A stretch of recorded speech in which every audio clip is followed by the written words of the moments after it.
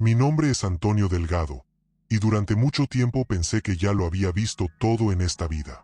Crecí creyendo que el mal venía de fuera, de extraños, de enemigos, de gente sin rostro. Pero lo que no sabía es que el golpe más doloroso puede venir disfrazado de abrazo. No soy ninguna santa, pero tampoco he sido ingenua. Simplemente no esperaba que la traición viniera de quien llamaba a mi casa hogar. Cuando uno envejece, empieza a creer que ya domina el juego de la vida. Pero a veces, es el juego el que cambia las reglas. Mi nuera, esa chica que me miraba con dulzura, que decía admirarme, me llamó viejo tonto. Lo dijo riendo, pensando que no la oiría.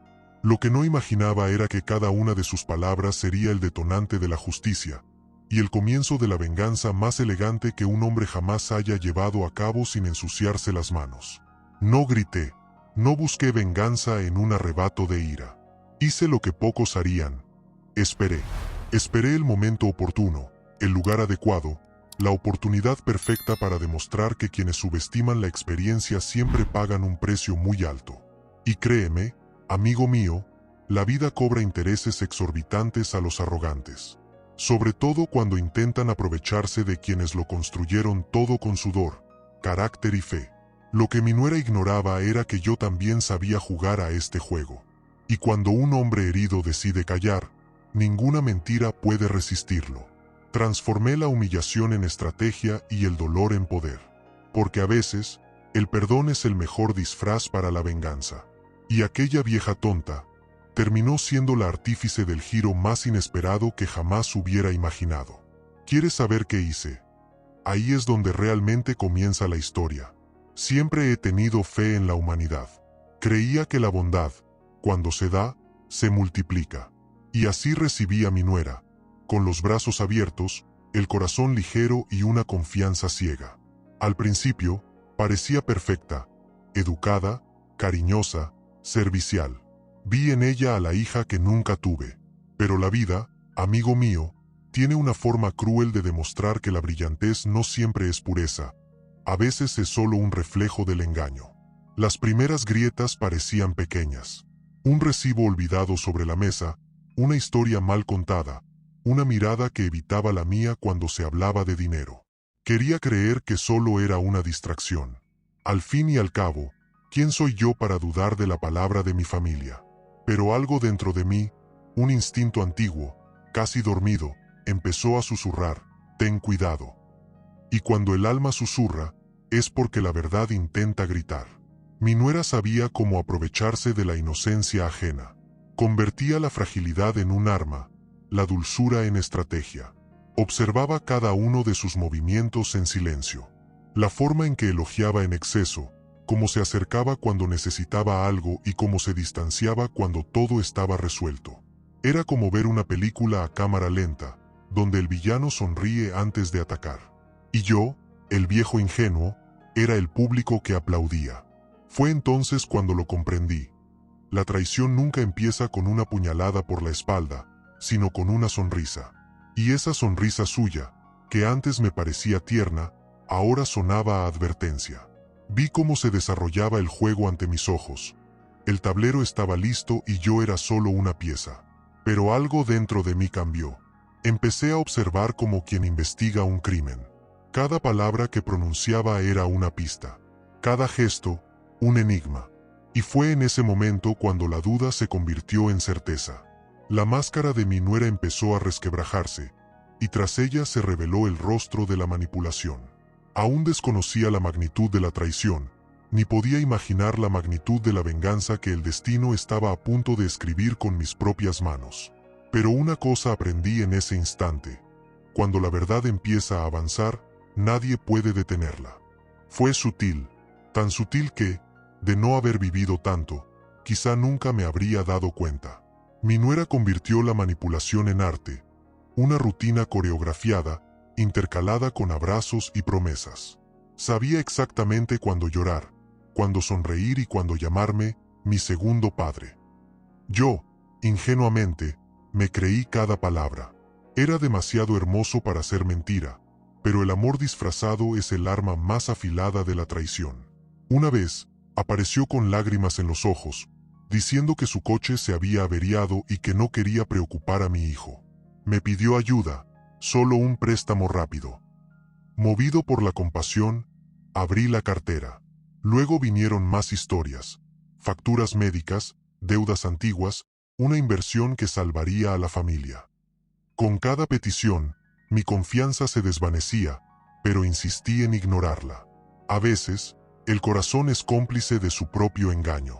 En aquel entonces, la justicia aún latía dormida en mí. Quería creer que me veía como alguien valioso, no como un blanco. Hasta que un día, escuché algo que no debía. Caminaba por el pasillo cuando oía a mi nuera riéndose por teléfono. Decía que el viejo tonto no sospechaba nada. Sus palabras hirieron profundamente. Fue entonces cuando lo comprendí. La farsa había terminado y yo era el personaje más ridículo de la obra. La conmoción se transformó en lucidez. Sentí hervir la sangre, pero mi rostro permaneció sereno. Había aprendido que la furia destruye el cuerpo, y que la venganza, la venganza debe ser fría, calculada, casi elegante. En ese instante, juré que no reaccionaría con gritos, sino con silencio. Porque el silencio, cuando se usa bien, es el sonido más aterrador del mundo. Y fue en ese silencio donde comencé a planear. Desde ese día, mi relación con ella cambió. Volví a sonreír como antes, pero con otros ojos. Cada palabra que pronunciaba era una grabación mental. Cada mentira, una pieza de un rompecabezas que ahora armaba con placer. Ya no buscaba solo justicia. Buscaba redención, equilibrio, la verdad. Y en el fondo, lo sabía. Su caída sería proporcional a mi dolor. Y esa caída ya estaba escrita. Cuando descubrí la estafa, mi instinto gritó: denunciala, destruyela, exponla. Pero la vida me ha enseñado que la verdadera justicia no es ruidosa, sino paciente, precisa e implacable. Respiré hondo y dejé que el tiempo hiciera su trabajo, porque quienes actúan precipitadamente casi siempre erran el tiro. Pasé noches en vela preguntándome qué hacer. No quería ser cruel, quería ser justa. Y fue en ese silencio que mi mente empezó a concebir algo mayor que la venganza, una lección. La vigilaba como un detective encubierto. Seguía sus conversaciones, rastreaba sus cuentas, revisaba recibos antiguos. Lo que antes era confianza se convirtió en estrategia. Era una partida de ajedrez emocional, y yo ya no era el peón, sino el rey. Mientras mi nuera creía tenerme en sus manos, yo ya calculaba 3 jugadas por delante. Y cuanto más lista se creía, más se hundía en su propia trampa. Mi mentor siempre decía: la venganza no consiste en hacer sufrir al otro, sino en hacerle ver. Y eso era lo que yo quería. Mostrarle, sin decir palabra, la magnitud de su propia oscuridad. Me volví invisible, pero presente. Era la mirada que sentía en su espalda, el silencio que la inquietaba, el viejo necio que de repente parecía saber demasiado. Y, dentro de mí, algo despertó, no ira, sino poder. Un poder tranquilo, sereno e inevitable. El arrepentimiento aún no era suyo, era mío. Me arrepentía de haber sido ciega, de haber confundido el afecto con una trampa. Pero el arrepentimiento es el terreno fértil donde florece la justicia. Empecé a comprender que no se trata de vengarse, sino de restablecer el equilibrio. Y para eso, necesitaba la verdad. Porque sin verdad no hay caída, solo repetición de errores. Y yo ya estaba cansada de repetirlos. Fue entonces cuando todo cambió. Empecé a actuar. Monitoreé sus conversaciones, grabé llamadas, recopilé pruebas. No para humillarla, sino para librarme de la duda. Cuando me di cuenta de que lo tenía todo bajo control, algo dentro de mí susurró: ahora sí. Sabía que la situación estaba a punto de cambiar. Y cuando la justicia despierta en un hombre traicionado, nadie sale ileso. Ni siquiera quien lo llamó viejo tonto. Ella creía tener el control. Reía con arrogancia, mentía con la calma de quien se cree intocable. Pero lo que mi nuera ignoraba era que la venganza más efectiva es la que se disfraza de perdón. Yo seguía siendo el mismo hombre tranquilo, amable e incluso cariñoso. Ella no imaginaba que, mientras me sonreía, yo grababa cada palabra. El viejo tonto era ahora el guionista de su propia justicia, y ella, la protagonista de su propia ruina. Me llevó semanas. Grabé cada conversación, archivé cada documento. Descubrí transacciones, mensajes, incluso capturas de pantalla de conversaciones donde se burlaba de mi ingenuidad. Cada nueva prueba era un clavo más en el ataúd de las mentiras. No necesité alzar la voz, solo necesité esperar el momento oportuno. Y el tiempo, cuando se usa con sabiduría, es el aliado más fiel de quienes buscan la verdadera justicia. Ya no sentía ira, sentía un propósito. Llegó el día. Reuní a toda la familia en una noche aparentemente cualquiera. Cena, risas, brindis. Ella estaba allí, segura de sí misma, como siempre. Esperé el momento en que el silencio se instaló entre los brindis, y le di al play. El sonido de su propia voz resonó en la habitación, riendo, confesando, llamándome viejo tonto. La conmoción se reflejó en los rostros de todos. La verdad, desnuda y cruda, no necesitaba descripción. Mi nuera palideció, intentó negarlo, luego llorar, luego poner excusas. Pero no había escapatoria. Con cada nueva grabación, una máscara caía. El teatro se derrumbó, y yo observé en silencio, como un juez que ya conoce la sentencia antes del veredicto. La justicia, por fin, tenía rostro, el mío. Y en ese instante, comprendí que la venganza no necesita destruir, solo necesita exponer lo que estaba oculto. Fue allí, delante de todo el mundo, donde vivió la primera parte de su vida. La traición se disolvió en lágrimas, el orgullo se convirtió en cenizas y el arrepentimiento empezó a brotar, aunque disfrazado. Pero sabía que aquello era solo el principio, porque la verdadera justicia no se produce en el momento de la revelación. Se produce después, en el silencio de la posguerra, cuando el alma intenta sobrevivir a lo que provocó.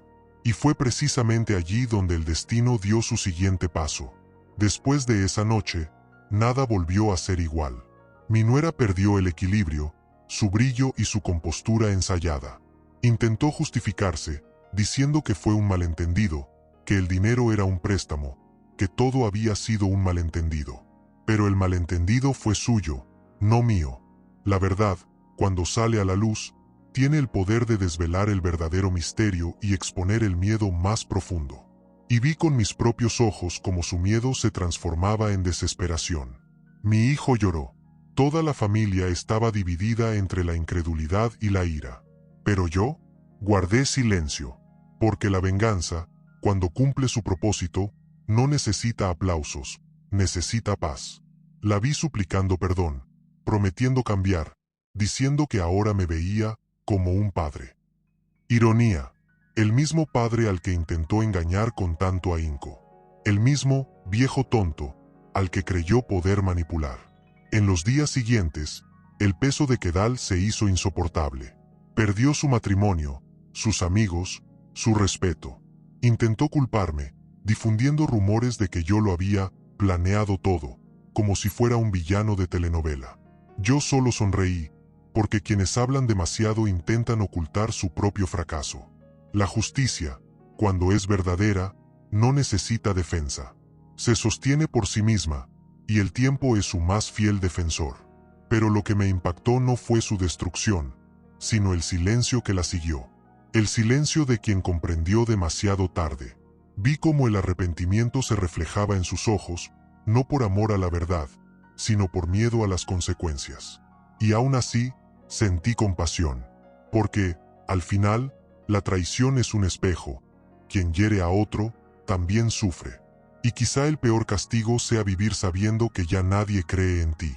Y fue en ese instante, contemplando el vacío de la victoria, que comprendí, la verdadera justicia no consiste en castigar, sino en revelar. Y cuando la verdad se revela, todos pagan un precio, incluso quien fue traicionado. Mi historia con mi nuera no terminó ahí. El destino aún tenía unas bajo la manga, y ella no tenía ni idea de que yo estaba a punto de jugarlo. Porque a veces, la mayor lección llega después del perdón. ¿Sabes? Después de todo, aprendí que la vida es un espejo. Lo que damos al mundo regresa a nosotros, tarde o temprano. Mi nuera creía que la inteligencia era engaño, que la justicia era debilidad, que este anciano no era más que un obstáculo. Pero el tiempo, amigo mío, el tiempo es el juez más justo que existe. No olvida, no tiene prisa, y cuando llega, se asegura de ajustar cuentas. Hoy, al pensar en esa traición, no siento odio. Siento una lección, porque cada persona que intenta derribarnos, sin saberlo, nos enseña a levantarnos con más fuerza. La venganza que viví no se trataba de dinero, sino de dignidad. Se trataba de demostrar que la experiencia vale más que la astucia, y que la verdad, aunque tarde, llega con la fuerza de un martillo sobre el hierro de las mentiras. Y quizás su mayor pesar fue descubrir que la caída no proviene del castigo, sino de su propio ego. Cuando el orgullo supera la conciencia, la vida te derriba para darte una lección. Y cuando llega la caída, nadie sale ileso. Lo vi con mis propios ojos. Vi la ruina y vi el reflejo de mi propia fuerza. Al final, la justicia me devolvió algo que el dinero no puede comprar: la paz. Ahora les pregunto, ¿cuántas veces en su vida los han subestimado? ¿Cuántas veces los han llamado débiles, tontos y soñadores? Sepan esto, es en este preciso instante que Dios los observa y prepara su transformación. La mejor venganza es vivir bien y dejar que el tiempo haga el resto. Porque quienes los lastimaron presenciarán su victoria sin poder hacer nada. Si esta historia te hizo reflexionar, comenta a continuación: ¿qué significó para ti la justicia? Y no lo olvides, suscríbete al canal, activa las notificaciones y quédate conmigo. Porque aún existen muchas historias como esta, y quizás la próxima sea demasiado similar a la tuya.